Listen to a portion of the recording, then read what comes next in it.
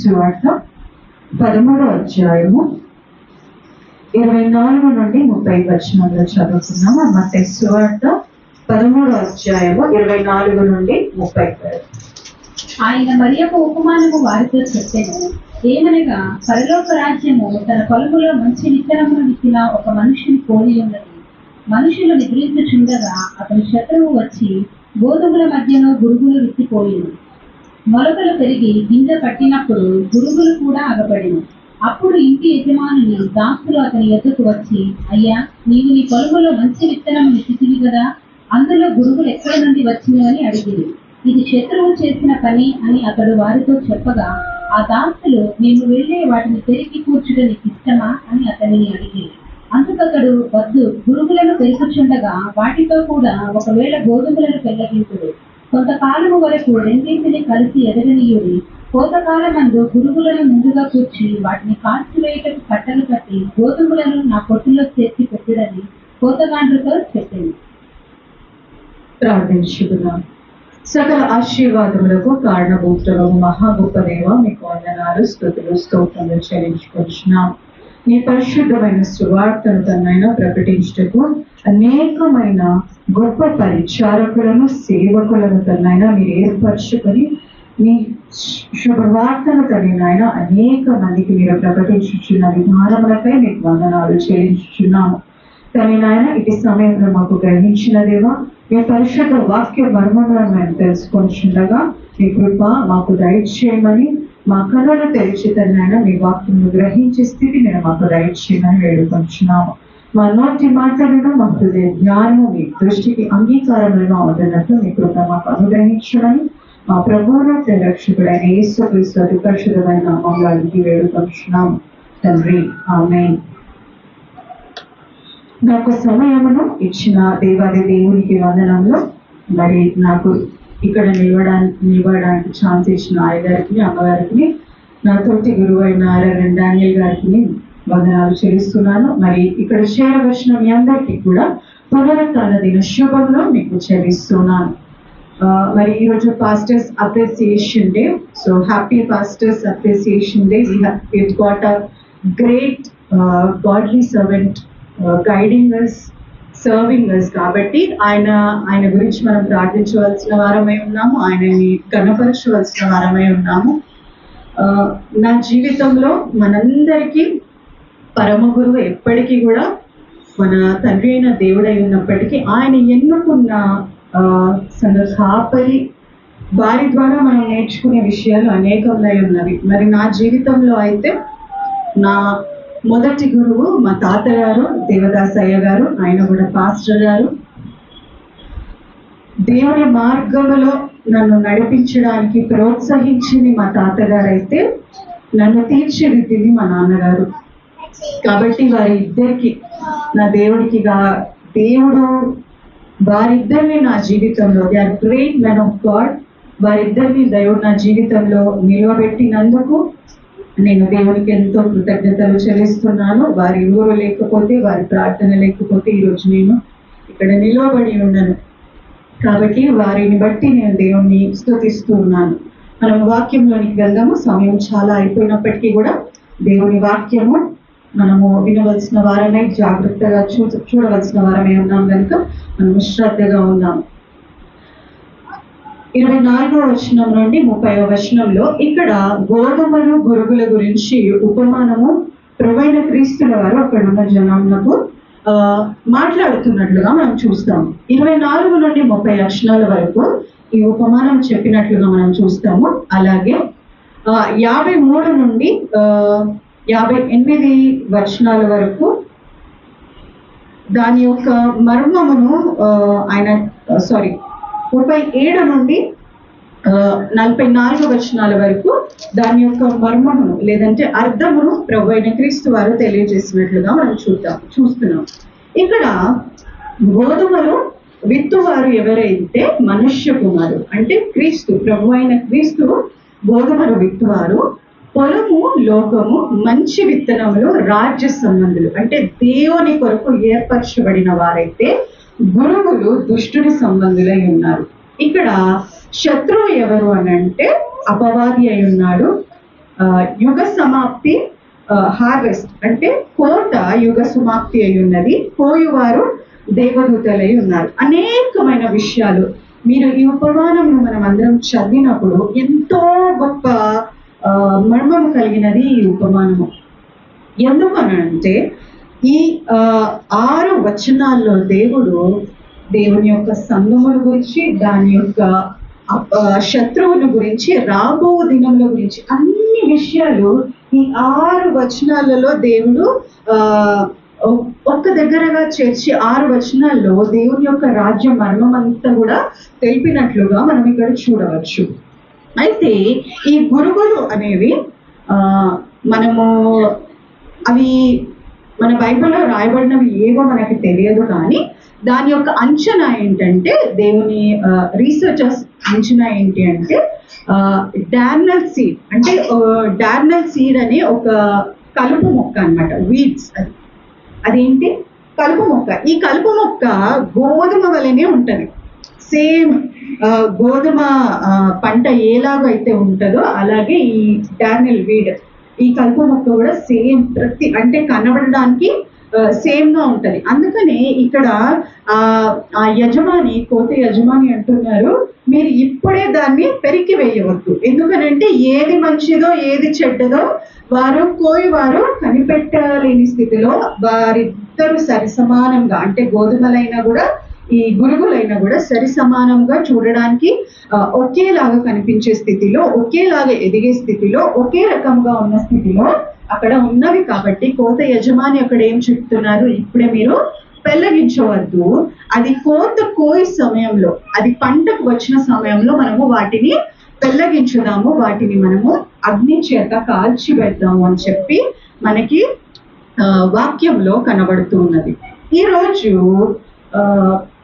అపవాది ఇక్కడ మనకి ఈ 6 వచనాల్లో ఇది శత్రువు చేసిన పని అని అతడు వారితో చెప్పగా, ఆ దాసుడు, మేము వెళ్ళి వాటిని పెరిగి కూర్చుట నీకు ఇష్టమా అని అడిగి, ఇక్కడ శత్రువు చేసిన పని అని దేవుడు ఆ కోత యజమాని అక్కడ చెప్తున్నట్లుగా మనం చూస్తున్నాం.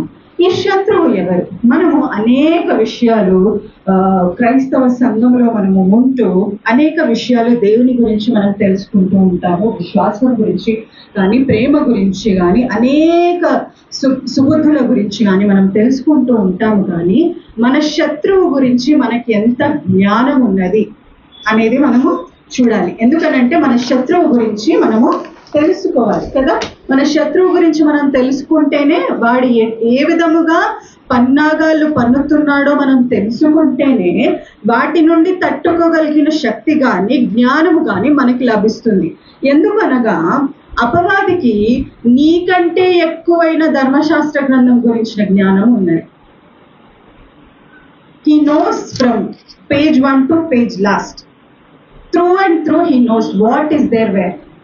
ఎక్కడ ఏమి ఉన్నది, ఎక్కడ దేవుడు ఏమి పలికి ఉన్నాడు అనేది అపవాదికి సమస్తము కూడా తెలుసు. కాబట్టి మనము మన శత్రువు ఎటువంటి వాడై ఉన్నాడు అనేది మనం తెలుసుకోవాలి. మనము ఈ ఉపమానంలో చూసినప్పుడు, ఎవ్వరూ చూడనప్పుడు, ఎవ్వరూ దానికి కాపలా కాయనప్పుడు ఆ పంటలో వచ్చి వాడు ఆ గురుగులను విత్తి వెళ్ళినట్లుగా మనము చూస్తూ ఉన్నాము. కాబట్టి మన శత్రువు గురించి దేవుని గ్రంథం ఏమి చెప్తున్నది అనేది మనం కొంత గ్రహిద్దాం. నేను వాక్యము మీరు తీయకండి, కానీ నేను రెఫరెన్సెస్ చెప్తాను. If you want to note, మీరు రాసుకోవాలి అనుకుంటే మీరు రాసుకోవచ్చు. మొదటి పేతురు పత్రిక 5వ అధ్యాయము 8వ వచనంలో అపవాదిని గర్జించు సింహముగా, అంటే విశ్వాసుల యొక్క ప్రాణముల కొరకు పొంచి చూస్తున్న వాడిగా అక్కడ వర్ణింపబడతాడు. మత్తయి సువార్త 4వ అధ్యాయం 3వ వచనంలో వాడిని శోధకుడుగా సూచింపబడతాడు. యోహాను సువార్త 8వ అధ్యాయం 44వ వచనంలో ఒక అబద్ధికుడుగా, నరహంతకుడుగా వాడు సూచింపబడతాడు. ప్రకటన గ్రంథము 20వ అధ్యాయము 10వ వచనంలో ఆది సర్పముగా చూపింపబడుతున్నాడు. కొరింథీయులకు రాసిన 2వ పత్రిక 11వ అధ్యాయము 14వ వచనంలో వెలుగుదూతగా వాడు సూచింపబడుతున్నాడు. ప్రకటన గ్రంథము 12వ అధ్యాయము 9వ వచనంలో మోసపుచ్చు అపవాది, సర్వలోకమును మోసపుచ్చి అపవాదిగా అక్కడ వర్ణింపబడుతున్నాడు. యోహాను రాసిన మొదటి పత్రిక 2వ అధ్యాయము 22వ వచనంలో క్రీస్తు విరోధిగా, యాంటై క్రైస్ట్ గా వర్ణింపబడుతున్నాడు. యెషయా గ్రంథం 14వ అధ్యాయము 12వ వచనంలో తేజో నక్షత్రమా వేకువ చుక్క, క్రీస్తు సముఖము నుండి, దేవుని సముఖము నుండి పడిపోయిన ఒక దేవదూతగా వర్ణింపబడుతున్నాడు. మత్తయి సువార్త 13వ అధ్యాయము 19వ వచనంలో దుష్టుడిగా వర్ణింపబడుతున్నాడు. ఇలా మనం చూసుకుంటూ వెళ్తే బయల్జెబూలు అని, బెలియాలు అని అనేకమైన పేర్లు, సాతాను అని, శోధకుడు అని అనేకమైన పేర్లతో వర్ణింపబడుతూ ఉన్నాడు. ఇక్కడ మనం గమనించవలసిన విషయం ఏమిటి అంటే, మీరు ఈ పేర్లన్నీ మీరు గమనించినప్పుడు it refers to the characteristics, అంటే వాడు ఎటువంటి వాడై ఉన్నాడో ఈ పేర్లన్నీ కూడా సూచిస్తాయి. మీరు చూడండి, గర్జించు సింహము, శోధకుడు, అబద్ధికుడు, నరహంతకుడు, వెలుగుదూత, మోసపుచ్చు అపవాది అంటే పడిపోయిన వాడు. ఇవన్నీ కూడా అపవాది యొక్క లక్షణములను మనకు తెలియజేస్తున్నాయి. ఈ టైటిల్స్ అన్ని కూడా అపవాది ఎలాంటి వాడు అనేది మనకి బోధిస్తూ ఉన్నాయి కదా. కాబట్టి మన శత్రువు ఎటువంటి వాడు? వాడు మోసపుచ్చేవాడు, అంధకారంలో పనిచేసేవాడు, మనుషులను పడద్రోయేవాడు, మనుషుల ప్రాణముల కొరకు పొంచి చూచేవాడు, విశ్వాసులను వెతన పెట్టాలని పరుగులెత్తేవాడు ఈ శోధకుడై ఉన్నాడు. కాబట్టి మనం అనేక విషయాలు దేవుని గురించి తెలుసుకున్నప్పటికీ మన శత్రువు విషయం కూడా మనకు జ్ఞానము మనము కలిగి ఉండవలసిన వారమై ఉన్నాము. ఎందుకు మన శత్రువు గురించి మనము జ్ఞానం కలిగి ఉండాలి? యూదా పత్రిక 1వ అధ్యాయం 4వ వచనం మనం చూద్దాం. యూదా పత్రిక 1వ అధ్యాయము 4వ వచనం. ఏలయనగా కొందరు రహస్యముగా చొరబడి ఉన్నారు, వారి భక్తిహీనులై మన దేవుని కృపను కామాతురత్వములకు దుర్వినియోగపరచుచు మన అద్వితీయ నాథుడును ప్రభు అయిన యేసుక్రీస్తును విసర్జించుతున్నారు. ఈ తీర్పు పొందుటకు వారు పూర్వమందే సూచింపబడి ఉన్నారు. ఇక్కడ యూదా గారు ఎంత చక్కగా వివరిస్తున్నారంటే, ఏలయనగా కొందరు రహస్యముగా జొరబడి ఉన్నారు. ఎలా? అందరూ చూచినట్లుగా కాదు, కానీ సంఘములలో, కుటుంబములలో రహస్యముగా వీరు చొరబడుతున్నారు. వారు మాట్లాడే మాటలు, వారు తీసుకొచ్చే బోధలు, వారు చెప్పే పనులు, వారు చూపే ప్రేమ, ఇవంతా కూడా నాటకము, బూటకమై ఉన్నది. వాడు ఏం చేస్తున్నాడు? వీళ్ళు రహస్యముగా మన సంఘములలో, మన కుటుంబములలో చొరబడి వారు ఎటువంటి వారై ఉన్నారు? వారు భక్తిహీనులై మన దేవుని కృపను కామాతురత్వమునకు దుర్వినియోగపరచుచు. ఏం చేస్తున్నారు? దేవుని కృపను వారు దుర్వినియోగపరుస్తూ మన అద్వితీయ నాథుడును ప్రభు అయిన యేసుక్రీస్తును విసర్జించుచున్నారు. వీరందరూ కూడా ఈ గురువుల వలె, గోధుమల వల్లనే వాళ్ళు కనిపిస్తున్నారు. క్రైస్తవులు అనే పేరు వారికి ఉంది, క్రైస్తవ సంఘంలో వారు పాలి భాగస్థులై ఉన్నారు, క్రైస్తవ కుటుంబంగా వారి రూపంలో నిలిచి ఉన్నప్పటికీ కూడా వారు ఏమై ఉన్నారు? దేవుని విసర్జించేవారుగా ఉన్నారు. దేవుని సంఘములో చిచ్చులు పెడుతూ దేవుని సంఘాన్ని విడదీసేవారుగా వారు ఉన్నారు. ఇటువంటి ఒక్క మనిషి, అంటే ఒక అపవాది చేసే క్రియ ఎలా ఉంటుంది అంటే, ఈరోజు మనం గమనించవచ్చు, ఒక కుటుంబాన్ని నాశనం చేస్తే ఏం జరుగుతుంది? తరతరాలు నష్టపోతాయి. ఒక సంఘాన్ని నాశనం చేస్తే సమాజము నష్టపోతాయి. కాబట్టి వాడు ఏం చేస్తున్నాడు అని అంటే, నేను ఒక కుటుంబంలో నలుగురిని మోసపుచ్చడం కాదు, ఆ పాస్టర్ అనే పేరుతో ఒక దొంగ బోధకుడిని నేను నిలబెట్టి వేవేల మందిని నేను నష్టపరుస్తాను అని వాడు ఎంతో కుయుక్తితో ఏం చేస్తున్నాడు? క్రీస్తు యొక్క సంఘములో ఏం చేస్తున్నాడు? గురువులను మెల్లమెల్లగా నాటుతున్నాడు. గోధుమల పొలములో గురుగులను నాటుతున్నాడు. శత్రువు రహస్యముగా వారు జొరబడుతున్నారు. రహస్యముగా వారు వారి పనులను చేస్తున్నారు. వారు కనబడడానికి క్రీస్తు వలె, క్రీస్తు బోధ వలె, క్రైస్తవుల వలె వాళ్ళు ఉన్నప్పటికీ కూడా వారు క్రీస్తు వారు కాదు. వారు ఏమై ఉన్నారు? క్రీస్తును విసర్జించేవారుగా మనకి కనబడుతూ ఉన్నారు. మనము ఈ ఉపమానము మనం చదువుతున్నప్పటికీ కానీ మనకి భయం వేస్తూ ఉండవచ్చు. అయ్యో అవును కదా, అనేక మంది అనేక విషయాలలో ఇక్కడ మనం చూస్తున్నట్టే ఈనాటి సమాజంలో ఎంతో మంది నిజమైన సువార్థికులను చంపివేసేవారిగా, క్రీస్తు యొక్క మందిరములలో దాడులు చేసేవారిగా ఎంతో మంది చనిపోతున్నారు. మంచి మంచి పాస్టర్స్ దేవుని వాక్యాన్ని నిజముగా బోధించేవారు సడన్ గా హార్ట్ అటాక్స్ వచ్చి చనిపోవడము, వారి మీద దాడులు జరగడము, ఇలాంటివి చూస్తూ ఉంటే దొంగ బోధకులు, అబద్ధ బోధకులు అంతకంతకు ఎదగడము మనం చూస్తున్నాము. వారు మారువేషం వేసుకొని దేవుని సంఘములో చొరబడి అనేక మంది ఆత్మలను ఎత్తుకొని పోతున్నట్టుగా మనం చూస్తుండవచ్చు. నిజమైన క్రైస్తవుడికి ఇది భయము కలిగించేదిగా ఉంది కదా. ఏం జరుగుతుంది, రేపు మన మీదికి ఎటువంటి శ్రమ రాబోతుంది అనే భయము మనంలో కలగవచ్చు.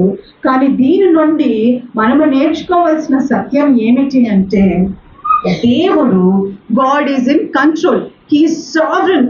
అంటే దేవుడు సర్వలోకం మీద సర్వాధిపతి అయి ఉన్నాడు అనేది మనం తెలుసుకోవాలి. దేవుడు ఏం చెప్పినాడు? రాకడ సమయంలో అనేకమైన సూచనలు మీరు చూస్తారు. రాజ్యం మీదికి రాజ్యం లేస్తుంది, అనేక మంది నేనే క్రీస్తుని అనేవారు కూడా వస్తారు. కాబట్టి దీని ద్వారా దేవుని యొక్క మాట నిజము అని రుజువు చేయబడుతుంది. మనము దేవుణ్ణి, మనం ఏదైతే నిరీక్షణ మనం కలిగి ఉన్నామో, క్రీస్తే నా దేవుడు అని ఏదైతే నిరీక్షణ కలిగి ఉన్నామో, మన నిరీక్షణ ఈ యొక్క సూచన ద్వారా రుజువు చేయబడుతుంది కదా. మన దేవుడు చెప్పిన మాట ఏ ఒక్కటి కూడా తప్పిపోయే మాట కాదు అని ఇక్కడ ఈ బోధకులందరూ కూడా నిరూపిస్తున్నట్లుగా మనం చూడవచ్చు. శత్రువు అనుకుంటూ ఉండవచ్చు, నేను అనేకమైన గొర్రెలను నేను నాటి ఉన్నాను, వీరు క్రైస్తవుల వలె ఉన్నారు, వీరు అనేక మందిని మోసపుచ్చుతున్నారు అని శత్రువు ఎంతగా సంతోషిస్తున్నప్పటికీ దేవుని రాజ్యము ఎప్పటికీ నిలిచి ఉండేది. దేవుని వాక్యమునకు అంతము చేయడానికి ఎవరికి కూడా శక్తి చాలదు. కాబట్టి విశ్వాస సంఘంలో కూడి ఉన్న మనము, విశ్వాసుల సమూహంలో, పరిశుద్ధుల సముఖంలో ఉన్న మనము దేనికి కూడా భయపడాల్సిన అవసరం లేదు. ఎందుకంటే దేవుడు మనకి మన నిరీక్షణ అయి ఉన్నాడు, మన శక్తి అయి ఉన్నాడు. కాబట్టి ఎవరి ఎంతమంది దొంగ బోధకులు వచ్చినా అది దేవుని మాటను రుజువుపరుస్తుంది, కానీ దేవుని రాజ్యానికి ఆటంకము తెచ్చేది ఏమాత్రము కాదు. మనం దాని గురించి భయపడాల్సిన అవసరమే లేదు. కానీ జాగ్రత్త పడవలసిన వారమై ఉన్నాము. భయపడొద్దు, కానీ జాగ్రత్త పడవలసిన వారమై ఉన్నాం. అందుకని పేతురు గారు ఏమంటారంటే, పేతురు గారు రాసిన 2వ పత్రిక 2వ అధ్యాయం 1వ వచనం మనం చూద్దాం. మరియు అబద్ధ ప్రవక్తలు ప్రజలలో ఉండిరి, అటువలనే మీలోనూ అబద్ధ బోధకులుందరు. వీరు తమను కొలిన ప్రభువు కూడా విసర్జించుచు తమకు తామే శీఘ్రముగా నాశనము కలుగు చేసుకొనుచు నాశనకరమైన భిన్నాభిప్రాయములను రహస్యముగా బోధించుతారు. ఇక్కడ మీరు యూదా పత్రికలో కూడా యూదా గారు ఏమంటున్నారు? వారు రహస్యముగా జొరబడి ఉన్నారు అంటున్నారు. పేతురు గారు ఏమంటున్నారు? వీరు రహస్యముగా బోధించే వారై ఉంటున్నారు అంటున్నారు. యూదా గారు ఏమంటున్నారు? తీర్పు దినమునకు వీరు నియమింపబడిన వారై ఉన్నారు అంటే, పేతురు గారు ఇక్కడ ఏమంటున్నారు? ప్రభువును కూడా విసర్జించు తమకు తామే శీఘ్రముగా నాశనము కలుగజేసుకుంటున్నారు. వీరేమనుకుంటున్నారు? దేవుని యొక్క రాజ్యమునకు మేము చాలా బాధ కలిగిస్తున్నామని వారు అనుకుంటున్నారేమో, కానీ దేవుడు ఏమంటున్నారు? తమకు తామే వీరు నాశనమును కొని తెచ్చుకుంటున్నారు. ఈ సమయంలో నేను లగ్జరీ కార్లలో తిరుగుతున్నాను, గొప్ప గొప్ప సూట్లు వేసుకుంటున్నాను, అనేక మందికి పెద్ద పెద్ద ప్లాట్ఫామ్స్ మీద నేను నిలబడి బోధిస్తున్నాను అని వారు అనుకుంటున్నారేమో, కానీ దేవుడు ఏమంటున్నాడు? తమకి తామే వీరు శీఘ్రముగా నాశనం కలుగజేసుకుంటున్నారు, మూట కట్టుకుంటున్నారు అనమాట పాపంలో. కానీ ఇక్కడ పేతురు గారు యూదా గారు ఇద్దరు ఒకే మాట చెప్తున్నారు. వీరు రహస్యముగా వారు ఏం చేస్తున్నారు, బోధిస్తున్నట్టుగా చూస్తున్నాం. పేతురు గారు ఇక్కడ రెండు రకాల వ్యక్తులను మనం చూడవచ్చు. మరియు అబద్ధ ప్రవక్తలు ప్రజలలో ఉండేవి, అటువలనే మీలోనూ అబద్ధ బోధకులు ఉండేవి. ఇద్దరు ఒకటి కాదు, అబద్ధ ప్రవక్తలు, అబద్ధ బోధకులు. అబద్ధమును దేవుని పేరున ప్రవచించేవారు కొందరైతే, అబద్ధమును దేవుని వాక్యముగా బోధించేవారు కొందరై ఉన్నారు. కాబట్టి పేతురు గారు యూదా గారు మనకి జాగ్రత్తలు చెప్తున్నారు. వీరి విషయంలో మీరేం చేయాలి, విశ్వాస సమూహంలో చేరిన మీరందరూ కూడా జాగ్రత్త కలిగి ఉండాలి. అబద్ధము ఈ రోజుల్లో ఇక్కడ చూడండి, మీరు యూట్యూబ్ ఓపెన్ చేస్తే ప్రవక్తలే, ఎక్కడ చూసినా ప్రవక్తలే కనిపిస్తున్నారు. రీసెంట్గా నాకు చాలా చాలా చాలా బాధ కలిగించింది. రీసెంట్గా ఆఫ్రికాలో చాలా గొప్ప సేవ జరిగించిన ఓడి బాకం అనే ఒక దైవజనుడు, ఆయన 54 సంవత్సరాల్లో ఆయన దేవుని యందు నిద్రించి ఉన్నారు. ఆయన ఆఫ్రికాలో ఎంతో గొప్ప సేవ చేసిన వారు, అమెరికాలో కూడా ఎంతో గొప్ప సేవ చేసిన వారు. ఆయన చాలా నిక్కచ్చిగా వాక్యం బోధించే వ్యక్తి. ఆయన చనిపోయి ఉన్నారు. ఇంకొక ఆయన విషయము పరిశుద్ధ సమూహం అంతా కూడా బాధపడుతూ ఉంటే, ఇంకొక రీసెంట్గా నేను ఒక వీడియో చూశాను. ఒక దైవ బోధకురాలు అని చెప్పబడుతున్న ఒక స్త్రీ, ఆమె ఏం చెప్తుంది అంటే, నేను ప్రవచనాత్మకంగా బోధిస్తూ ఉన్నాను. ఆమె పేరు నేను చెప్పాను, కానీ నేను ప్రవచనాత్మకంగా బోధిస్తూ ఉన్నాను, రాబో 5 సంవత్సరాలలో ఏదో జరగబోతుంది అని ఆమె చెప్తుంది. రాబో 5 సంవత్సరాలలో ఏదో జరగబోతుంది. నాకు అనిపించింది, దేవుడు నీకు ప్రవచనం అనుగ్రహించి ఉన్నాడు, 5 సంవత్సరాలలో ఏదో జరగబోతుంది అని నీకు చెప్పి ఉన్నాడు. ఏం జరుగుతుందో నీకు చెప్పలేదా? ఏదో జరగబోతుంది అని చెప్పిన దేవుడు ఏం జరుగుతుందో చెప్పగలిగే శక్తి కలిగి లేడా? ఒకసారి ఆలోచించండి.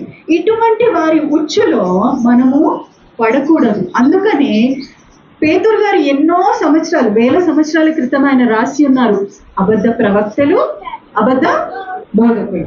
ఈ అబద్ధ బోధకులు ఎలా ఉంటారంటే, వారికి బైబిల్లో ఉన్న విషయాలు ఏమీ తెలియదు, కానీ వారు ఏదైనా చెప్తారు. యెహోషువ గురించి దానియేలు అని చెప్తారు, దానియేలు గురించి చెప్తారు యెహోషువ అని చెప్తారు. వారికి ఏమీ తెలియదు, దేవుని యొక్క జ్ఞానం లేదు. అయినప్పటికీ కూడా దేవుని వాక్యంలో బోధిస్తున్నట్లుగా బోధకులుగా పేరు పెట్టుకొని చెప్తున్నారు. ఇది నేను ఎవరినూ విమర్శించడానికి నేను చెప్పట్లేదు. వారు తక్కువ, నేను వారికంటే ఎక్కువ, నేను నిజము, వారు అబద్ధమని నేను చెప్పట్లేదు. కానీ దేవుని యొక్క సంఘములో కూడిన మనము ఎంత జాగ్రత్తగా ఉండాలి అనేది నేను చెప్తున్నాను. పేతురు గారు చాలా స్పష్టంగా చెప్తున్నారు, వారు రహస్యముగా దుర్బోధలను ఇంగ్లీష్లో అయితే ఏముంటది అంటే, they bring in destructive heresies. Destructive అంటే ఒక మనిషిని నాశనము, ఒక కుటుంబాన్ని నాశనము, ఒక సంఘమును నాశనం చేసే బోధలు వీరు పైకి తీసుకొని వస్తారు అని పేతురు గారు మనకెప్పుడో మనకి ఒక హెచ్చరికను జారీ చేసినట్లుగా మనకి చెప్తున్నారు. కానీ వీరి విషయం మనం ఏం భయపడాల్సిన అవసరం లేదు, కానీ మన ఆత్మ విషయమై మనము జాగ్రత్త పడవలసిన వారమై ఉన్నాం. పౌలు గారు కూడా ఒక హెచ్చరిక చేస్తూ ఉన్నారు. రోమీయులకు రాసిన పత్రిక 16వ అధ్యాయము 17వ వచనం మనం చూద్దాం. రోమా 16:17. సహోదరులారా, మీరు నేర్చుకున్న బోధకు వ్యతిరేకముగా భేదములను ఆటంకములను కలుగు చేయి వారిని కనిపెట్టి ఉండుడని మిమ్మల్ని బతిమాలుకొనుచున్నాను, వారిలో నుండి తొలగిపోవుడి. ఇక్కడ పౌలు గారు కూడా ఏం చెప్తున్నారు, మీరు నేర్చుకున్న బోధ, మనం నేర్చుకున్న బోధ ఏముందండి, మన చేతిలోనే ఉంది.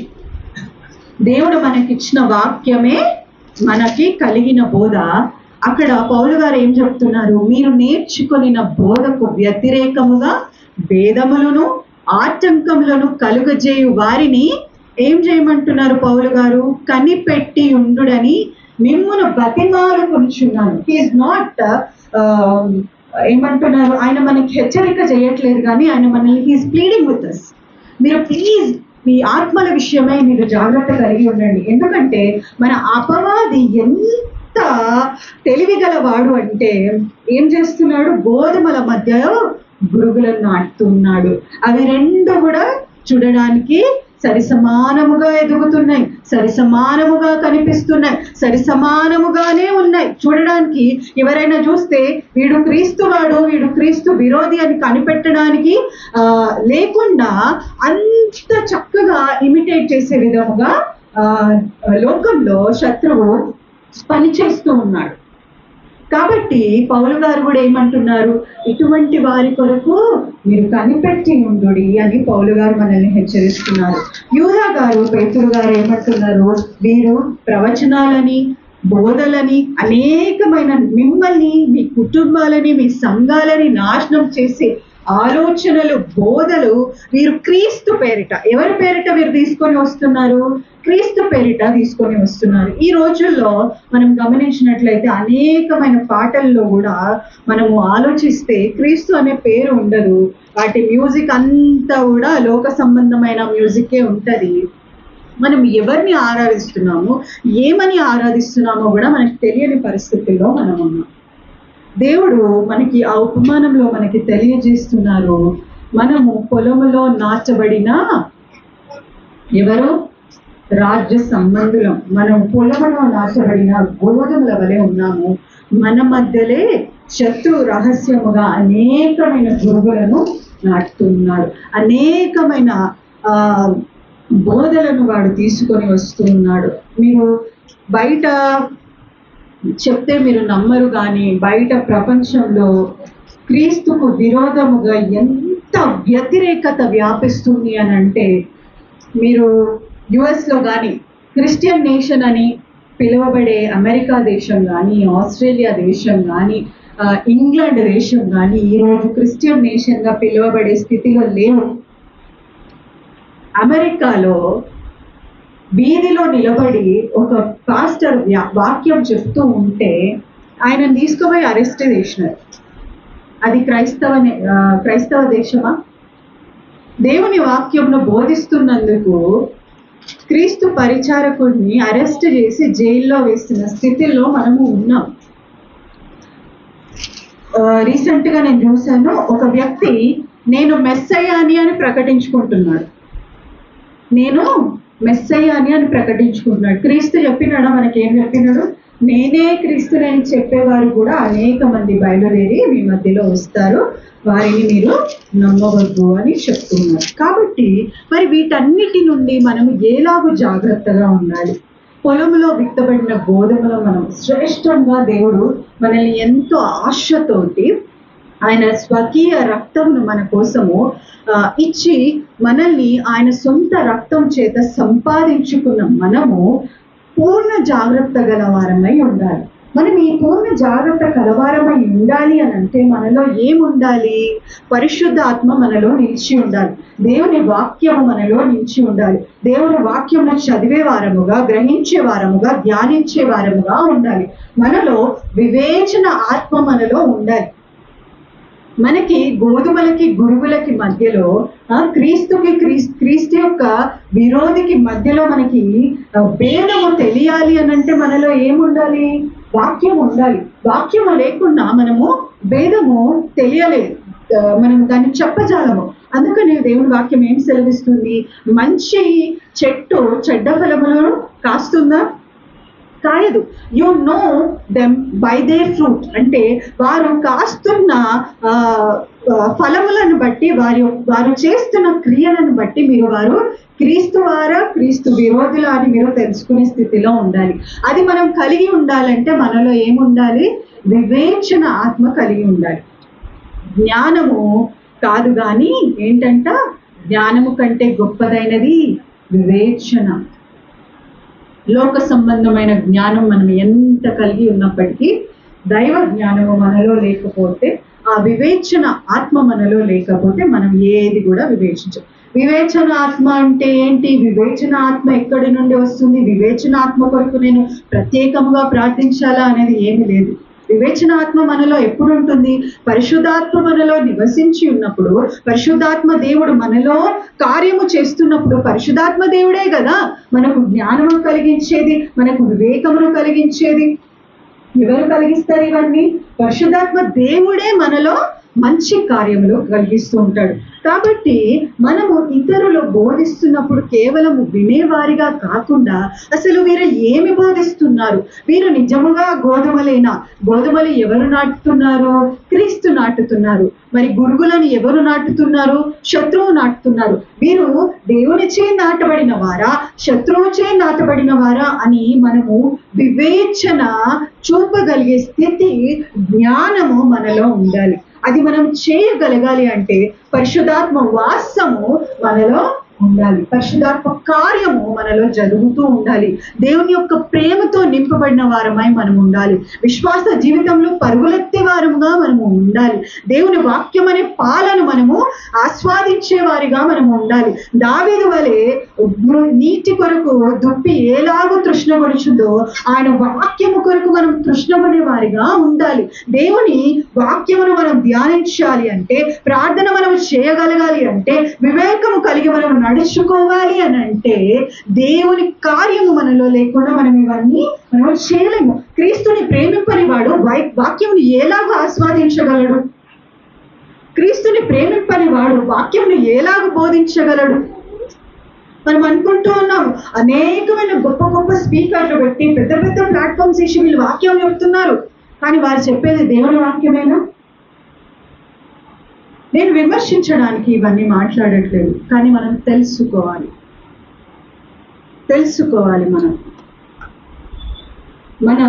మనము ఒకసారి మనం ఆలోచిద్దాము. మన శరీరంలో ఒక అవయవం పాడైపోయిందంటే దాని గురించి తెలుసుకోవాలని ఆతృత మనలో ఉండదా? మనం ఏం చేస్తాము? వెంటనే డాక్టర్ దగ్గరికి పరిగెత్తి ఏం టెస్ట్లు ఆయన రాస్తే అది అవసరం ఉన్నా అవసరం లేకున్నా ఆ డయాగ్నోస్టిక్ టెస్ట్లు అన్ని మనం రాస్తాం. ఇప్పుడు క్రీస్తు అవయములకు హాని కలిగించేస్తున్న వారు అనేక మందిని శత్రువు నాటి ఉండగా వారి గురించిన జ్ఞానము మనం కలిగి ఉండాలి కదా. కలిగి ఉంటేనే వారి నుండి మనము దూరముగా ఉంటాము. కాబట్టి దేవుని వాక్యం మనకేం బోధిస్తుంది? ఈ పొలములో నేను అనేకమైన గోధుమలను నేను నాటి ఉన్నాను, కానీ శత్రువు కూడా మీ మధ్యలో కార్యం చేస్తున్నాడు. కాబట్టి దేవుడు ఆయన పరిచారకుల ద్వారా ఏం చెప్తున్నాడు? మీరు జాగ్రత్తగా ఉండండి. వారు ఎలాగో చొరబడుతున్నారు? కంటికి కనబడేగా అంటే డే లైట్ లో వారు రారు, అంధకారంలోనే శత్రువు పనిచేస్తుంది. అంధకారం ఉంటేనే కదా దొంగ వస్తాడు. ఉదయకాలం వాడు దొంగతనం చేస్తాడా? ఎత్తుకొని ఏదైనా పోవాలి అంటే వాడు అంధకారంలోనే ప్రవేశించాలి. కాబట్టి శత్రువు కూడా అలాగే ప్రవేశించి ఏం చేస్తున్నాడు? ఆత్మలను ఎత్తుకుపోయే స్థితిలో ఉన్నాడు. కాబట్టి దేవుడు మనకి ఈరోజు చెప్తూ ఉన్నాడు, మీరు జాగ్రత్తగా ఉండండి. అనేక మంది నా పేరిట వస్తూ ఉన్నారు, వారు నా వారు కారు కాని వారు ఎవరు? క్రీస్తు విరోధులై ఉన్నారు. మనము 2 వచనాలు చదువుకొని ముగించుకున్నాము. మత్తయి సువార్త 13వ అధ్యాయము 43వ వచనం మనం చూద్దాం. అప్పుడు నీతిమంతులు తమ తండ్రి రాజ్యంలో సూర్యుని వలె తేజరిల్లుదురు, చెలిగలవాడు నిన్నుగాక. ఇక్కడ 43-42 వచనం కూడా మనం గమనించినట్లయితే అక్కడ ఏడుపును పండ్లు కొరుకుటయు ఉండును, అప్పుడు నీతిమంతులు తమ తండ్రి రాజ్యంలో సూర్యుని వలె తేజరిల్లుదురు. అక్కడ ఏడుపును పండ్లు కొరుకుటయు ఉండును. ఎవరి కొరకు? ఈ గురుగుల కొరకు. ఏ శత్రువు అయితే వీటిని నాటిందో వాటి కొరకు ఏమై ఉంది అంటే, క్రీస్తు విరోధుల కొరకు దేవుడు నిత్య నాశనాన్ని ఏర్పరిచి ఉన్నాడు. అలాగే గోధుమల కొరకు అంటే దేవుని యొక్క రాజ్య సంబంధులకు దేవుడు ఆయన రాజ్యంలో ప్రవేశించే అర్హత కూడా కలుగజేసి ఉన్నాడు. కాబట్టి మనము దేవుని సంఘంలోనికి చేరిన మనము ఏ విధంగా ఉన్నాం? మనము గోధుమలతో ఎదిగే వారముగా ఉన్నామా, లేదా గురుగులకు సహకరించే వారముగా ఉన్నామా? గోధుమలకు గురుగులకు మధ్యలో తేడాను మనము తెలుసుకునే స్థితిలో ఉన్నామా లేదా అనేది మనం గ్రహించాలి. ఎవరో ఏదో చెప్తారు, వారు అనేక విషయాలు చెప్తారు. మీకు అదైపోతుంది, మీకు ఇదైపోతుంది. మనం ఈ లోకంలో ఎప్పటికీ శాశ్వతంగా బ్రతకడానికి మనం రాలేదు కాబట్టి బండ్ల కోసమో లేకపోతే బంగారం కోసమో మనం బ్రతుకుతలేం. మనం నిత్యరాజ్యం కోసం బ్రతుకుతున్నాం. నిత్యరాజ్యం కావాలంటే మనకి క్రీస్తు యొక్క వాక్యము, ఆయనతో సహవాసము మనకు కావాలి. వాడు మనకి ఏం ప్రామిస్ చేస్తున్నారు? మీకు అదైపోతుంది, మీకు ఇదైపోతుంది, మీకు అదైతుంది, మీకు మంచి ఆరోగ్యం వస్తుంది. నేను సంపూర్ణమైన ఆరోగ్యమును కలిగి దేవుని రాజ్యంలో ప్రవేశించకపోతే దాంట్లో లాభం ఏముంది?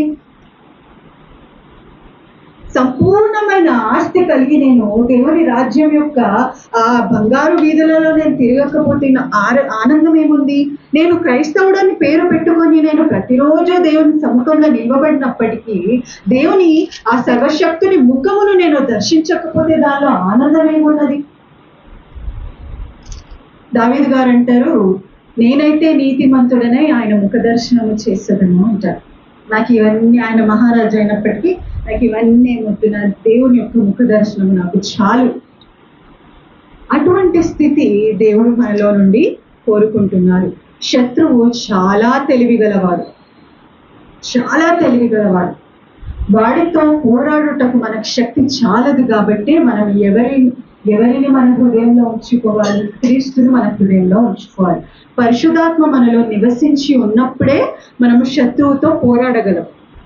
లేకపోతే శత్రువుతో మనము పోరాడే స్థితి మనలో ఉండదు. చివరిగా మనం ఒక వాక్యంలో మనం చదువుకొని ముగించుకున్నాం. రోమీయులకు రాసిన పత్రిక 16వ అధ్యాయము 20వ వచనం మనం చూద్దాం. చాలా చక్కగా పౌలు గారు ఇక్కడ రోమా సంఘానికి ఒక మాట చెప్తూ ఉన్నారు. 16-20 వచనం. సమాధానకర్తయగు దేవుడు సాతానును నీ కాళ్ళ కింద శీఘ్రముగా చితకద్రొక్కించును. ఇక్కడ పౌలు గారు ఏమంటున్నారు? సమాధానకర్తయగు దేవుడు సాతానును మీ కాళ్ళ క్రింద శీఘ్రముగా చితక త్రొక్కించును. మనము ఈ లోక సుఖములను అనుభవించడానికి గురుగులతో పాటు మనము కూడా ఎదగాలి, లేకపోతే గురుగుల వలె ఉండాలి అని మనం ఆశపడినట్లయితే వారితో పాటు మనం కూడా దేవుని కాళ్ళ క్రింద చితక తొక్కబడతాం. లేదు, గోధుమ పంటలో నేను శ్రేష్టమైన గోధుమ వలె నేను ఎదుగుచు నా దేవుని కోసం నేను ఫలిస్తూ నా దేవుని కొరకు దేవుని రాజ్యంలో దేవుని రాజ్యం పని చేస్తే ఏం జరుగుతుంది? ఆయన రాజ్యంలో పాలివారై ఉంటాం. కాబట్టి ఈ ఉపమానం నుండి దేవుడు మనకి అనేకమైన విషయాలు తెలియజేస్తున్నాడు. దేవుడు ఏమంటున్నారు? ఏ విషయంలో మనము సాతాను గురించి భయపడవలసిన అవసరం లేదు, లేదంటే మరణిస్తున్న గొప్ప గొప్ప దైవజనుల గురించి కూడా మనం బాధపడవలసిన అవసరం లేదు. వారు ఈ లోకం నుండి విడిచి వెళ్ళి ఉన్నారంటే దేవుని సంఘంలో వారు చాలా సంతోషంగా ఉన్నారు. వారు వెళ్ళినంత మాత్రంలో దేవుని పని ఆగిపోయే పరిస్థితిలో కూడా లేదు. దేవుని యొక్క పనిని ఎల్లప్పుడూ జరిగించగల సమర్థుడై ఉన్నాడు. కాబట్టి దేవుడు ఏం చెప్తున్నారు? మీరు భయపడకండి, కానీ మీరు జాగ్రత్త పడి ఉండండి. శత్రువు చాలా సులువుగా మిమ్మల్ని చెక్కులో పెడుతుంది కాబట్టి మీరు జ్ఞానము కలిగి వివేకము కలిగి నడుచుకోండి. శీఘ్రముగా ఎప్పుడు? దేవుని రాకడ సమయంలో దేవుడు ఏం చేస్తాడు? సాతానుని ఆయన కాళ్ళ క్రింద చితక ద్రొక్కిస్తాడు. మరి అటువంటి సమయము దేవుడు సాతానుని అంధకారంలోనికి పంపించిన సమయంలో మనమందరం కూడా వెలుగులో దేవుని ముఖదర్శనంలో ఉంటూ ఆయనను ఆరాధించే పరిస్థితిలో పరిశుద్ధుల సముఖంలో మనం నిలబడే వారమై ఉంటాం. కాబట్టి గోధుమల వలె దేవుని సంఘంలో దేవుని చేత నాటబడిన వారమై ఆయన వాక్యం చేత వృద్ధి పొందుచు దేవుని యొక్క రాజ్యమునకు చక్కని మహిమను మనం తెచ్చే బిడ్డలుగా, చివరికి దేవుని రాజ్యములో నిలిచి ఆయన ముఖ దర్శనము చేసే బిడ్డలుగా దేవుడు మనందరినీ తీర్చిదిద్దునుగాక. ఆమేన్.